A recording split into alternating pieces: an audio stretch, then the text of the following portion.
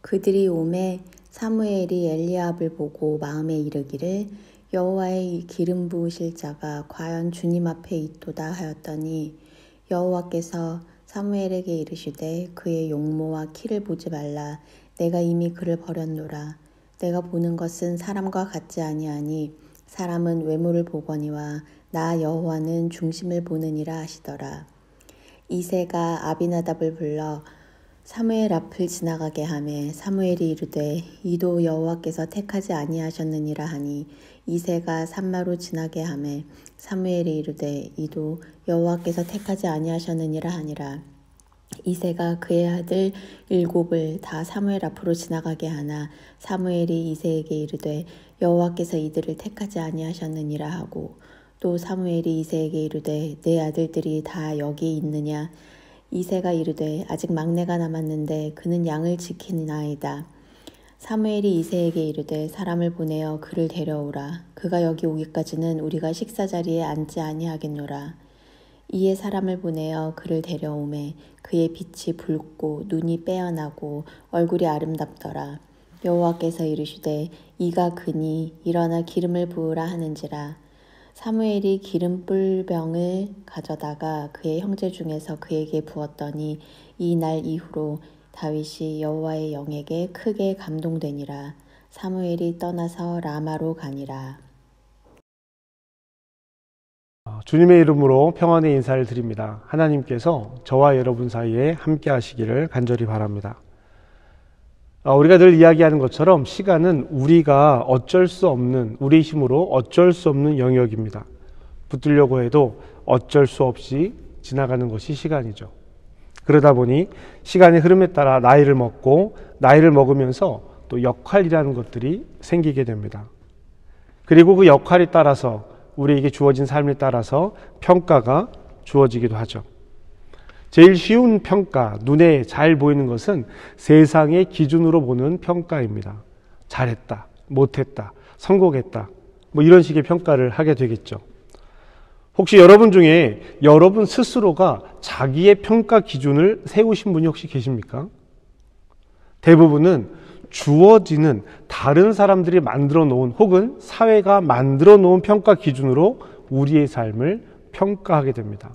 내가 전혀 원하지 않는 평가의 기준이 그 기준에 들어갈 때도 있다는 이야기죠. 이렇게 눈에 보이는 기준이 있는가 하면 또 눈에 보이지 않는 평가의 기준들도 있습니다. 이 평가의 기준은 내면의 평가이면서도 밖으로 드러나는 평가이기도 합니다. 그런데 이 평가는 모든 사람들이 바라고 원하는 평가는 아닙니다. 우리들에게, 즉 그리스도인들에게, 우리들에게만 주어지는 평가일 수도 있습니다. 이 평가는 복음을 받아들인 사람들이 받는 평가이기 때문입니다. 그렇지 않고서 복음을 받아들이지 않고서는요, 이 말도 안 되는 평가를 받아들이고 수용할 수 있는 사람은 없을 것입니다. 성경은 오늘 우리에게 이 두 가지 평가를 이야기합니다. 우리는 어떻습니까? 지금 오늘 나의 생각, 우리의 생각, 우리 주변을 지배하고 있는 평가는 어떤 기준입니까? 오늘 우리가 읽은 말씀도 이 두 가지를 이야기를 하고 있는데요. 먼저 오늘 이야기가 나온 배경에 대해서 한번 쭉 살펴보도록 하겠습니다. 사무엘의 등장은 사울의 등장으로 이어집니다. 사무엘이 이스라엘의 마지막 사사라고 하지만 실제로 이스라엘의 마지막 사사는 사무엘의 아들들입니다. 그러나 사무엘과 다르게 사무엘의 아들들은 그 역할을 충실하지 못했습니다. 엘리와 홈리와 비느하스가 겹쳐 보이는 부분이죠. 엘리의 아들들과 비슷한 길을 가고 있다라고 하는 것입니다. 그래서 이스라엘은 사무엘에게 왕을 요청합니다. 이스라엘이 이렇게 요청하는 것은 사무엘의 아들들을 거부하는 것이죠. 사무엘의 아들들을 더 이상 사사로 받아들이지 않겠다라는 것입니다. 그래서 사무엘은 이 내용을 기분 나빠했다라고 성경은 기록하고 있습니다. 사무엘의 마음이 언짢은 것은 자기의 아들들을 받아들이지 않았기 때문인지 왕을 요구하기 때문인지 정확히 알 수는 없습니다. 그러나 사무엘의 판단이 흐려졌다는 것은 우리가 분명히 알 수 있습니다. 그리고 이 판단이 흐려졌다라고 하는 것은 오늘 우리가 읽은 본문에도 그 내용들이 나오고 있습니다. 어쨌든 사무엘은 왕을 요구하는 이스라엘에게 섭섭함을 느꼈습니다. 이렇게 해서 이런 과정을 통해서 사무엘 뒤에 등장한 사람이 사울입니다. 사울이 왕으로 기름 부음을 받게 되는데요. 안타깝게도 사울은 실패한 왕입니다. 이스라엘의 첫 번째 왕이 실패한 왕이라는 것은 참 안타까운 일이 아닐 수 없습니다. 그러나 이 또한 우리가 중요하게 지켜봐야 될 내용들을 담고 있다고 하는 것이죠. 사울은 그 등장부터 그의 모습이 강조되었습니다. 사무엘상 9장 2절에 있는 말씀인데요. 기스에게 아들이 있으니 그의 이름은 사울이요 준수한 소년이라. 이스라엘 자손 중에 그보다 더 준수한 자가 없고 키는 모든 백성보다 어깨 위만큼 더 컸더라. 아멘. 물론 사울은 하나님께서 사무엘에게 선택하게 하신 사람이 맞습니다. 그리고 그가 다스리는 동안 하나님께서 내 백성을 다스리겠다고 약속하신 것도 맞습니다. 사울은 이스라엘 지파 중에 가장 작은 지파의 사람이었습니다. 외모가 준수하고 착한 성품을 가졌지만 베냐민 지파 중에 가장 작은 가문의 사람이었죠. 사무엘은 그에게 기름을 붓고 왕으로 삼았습니다. 그리고 하나님의 영이 사울과 함께 하고 있다라고 성경은 기록하고 있습니다. 10절입니다. 그들이 산에 이를 때에 선지자의 무리가 그를 영접하고 하나님의 영이 사울에게 크게 임함으로 그가 그들 중에서 예언하니. 아멘. 하나님은 그의 마음을 바꾸고 영을 부으셔서 새로운 사람으로 만드셨고요. 그리고 때를 기다렸다가 사무엘은 사울을 미스바에서 이스라엘의 왕으로 선포하게 됩니다. 그런데 오늘 이야기는요, 아직 사울이 살아있고 왕으로 역할을 하고 있는 이때에 갑자기 다른 대상에게 기름을 붓는 장면이 나온다는 겁니다. 실패한 왕 사울을 대신해서 하나님의 왕이 될 사람을 기름 붓는 장면이 나오는 것이죠. 사무엘상 15장 말씀은요, 왜 사울이 실패한 왕이 되었는지에 대해서 기록하고 있습니다. 15장의 가장 중요한 맥락들을 보면은요, 3절, 9절, 15절, 17절, 20절, 21절, 그리고 22절, 24절 요 내용들을 볼 수 있습니다. 3절 말씀에는 아말렉을 쳐서 모든 소유와 남자와 여자, 어린아이, 아기까지 모든 것을 다 진멸하라고 명령하신 하나님 말씀이 나옵니다. 물론 재물까지도 말이죠. 9절 말씀에 보면은요, 사울과 백성들이 아말렉의 좋은 양과 소, 그리고 기름진 것과 어린 양과 모든 좋은 것은 남기고 하찮은 것은 진멸했다라는 내용이 나옵니다. 그래서 하나님께서 사무엘을 통해서 사울과 이스라엘의 거짓된 행동에 대해서 지적을 하십니다. 그러자 사울이 15절에서 자기들이 가져온 것은 하나님께 제사 드리려고 좋은 것을 남겨왔다라고 말을 하는 거예요. 하나님을 위해서 남겨왔다라고 말을 하는 것입니다. 그러자 사무엘이 17절에서 왕이 스스로 작게 여길 때 이스라엘의 지파들의 머리가 되지 않았습니까? 라고 이야기를 합니다.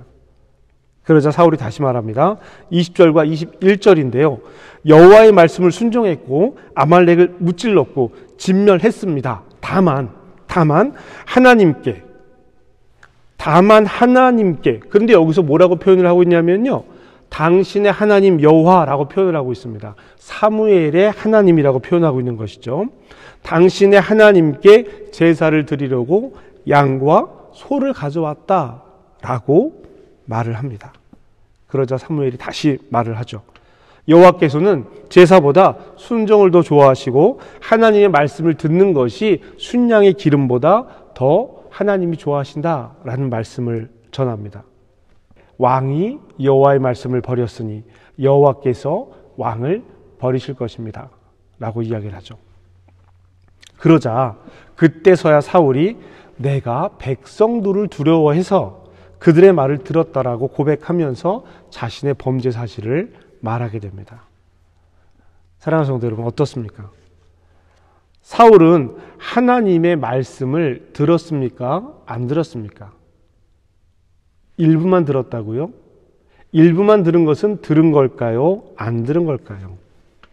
그 일부도 전체의 한 부분이 아니라 전체 중에서 좋은 것과 나쁜 것을 구분한 것입니다.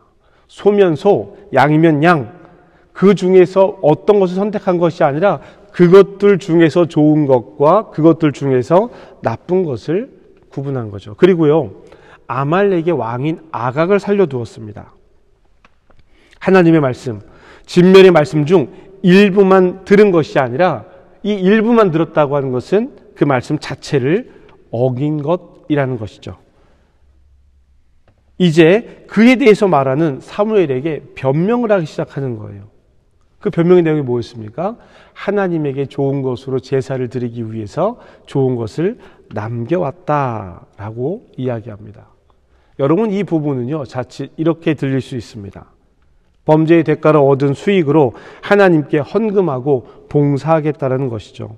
하나님께서는 하나님께 드리겠다라고 하는 모든 것을 다 즐거워하고 기뻐하시는 것이 아닙니다.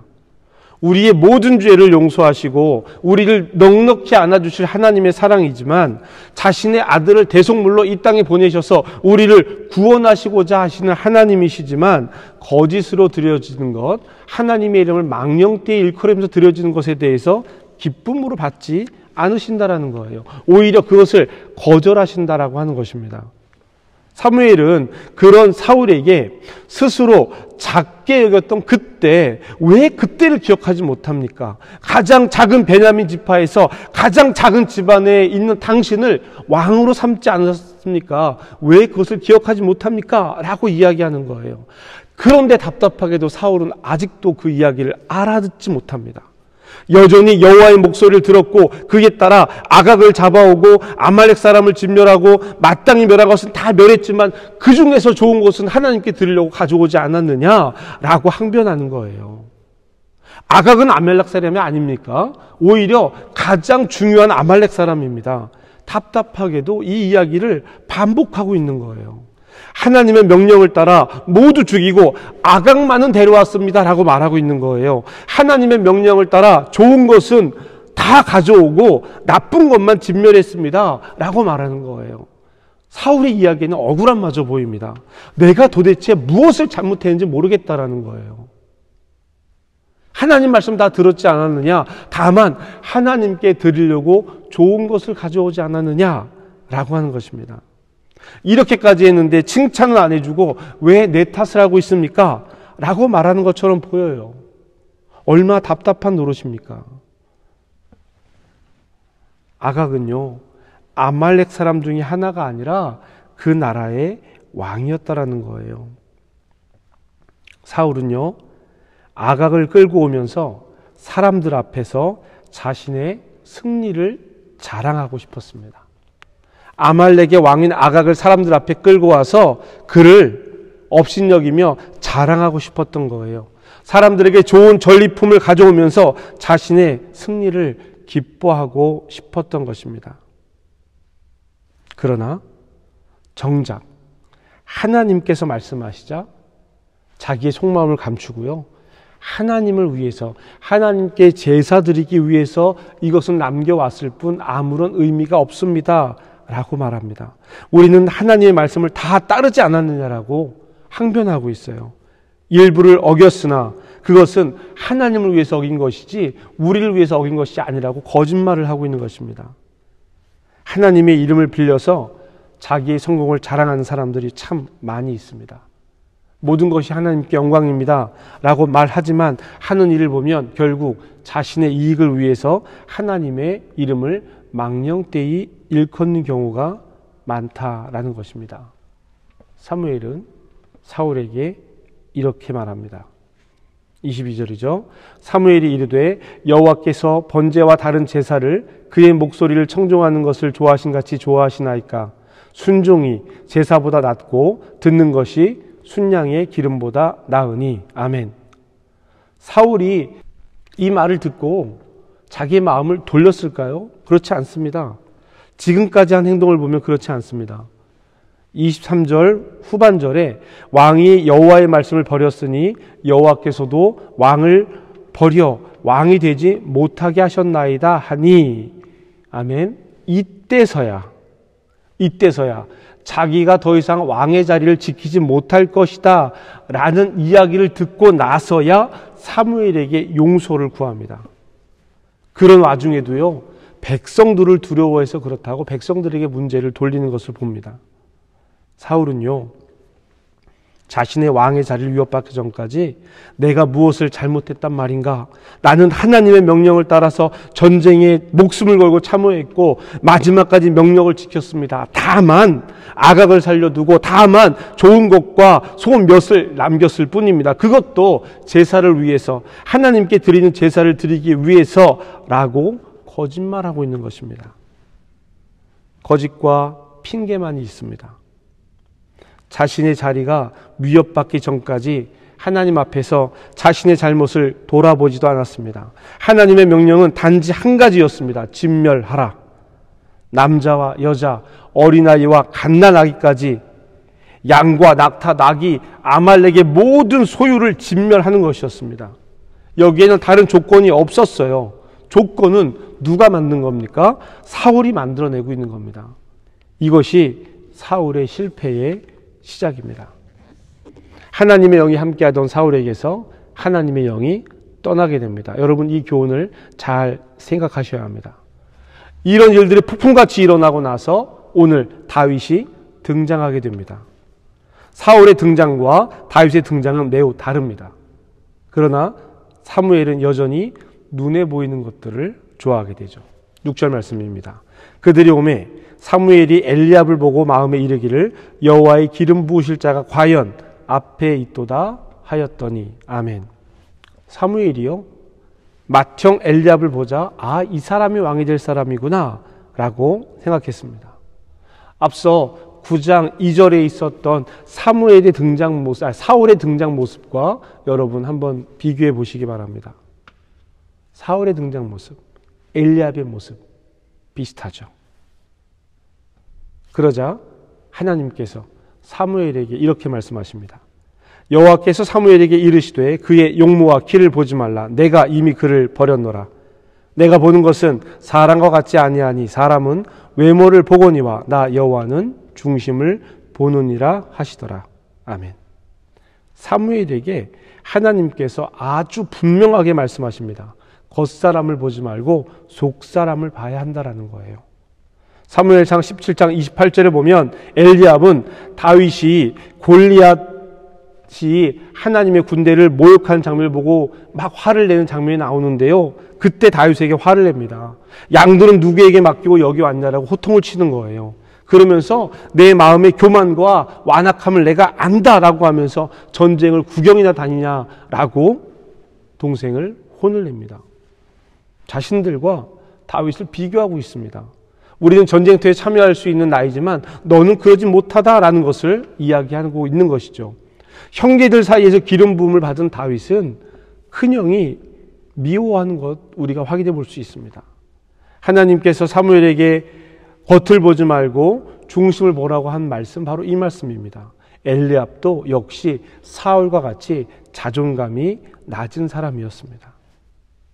이새의 아들들이 사무엘의 앞을 다 지났는데도요, 하나님께서 말씀하지 않으셨습니다.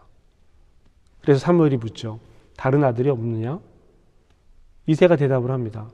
막내가 남았습니다. 어디 있느냐? 양을 치고 있습니다. 가서 그를 데려오라. 그를 데려오기까지 내가 함께 음식을 먹지 않을 것이다.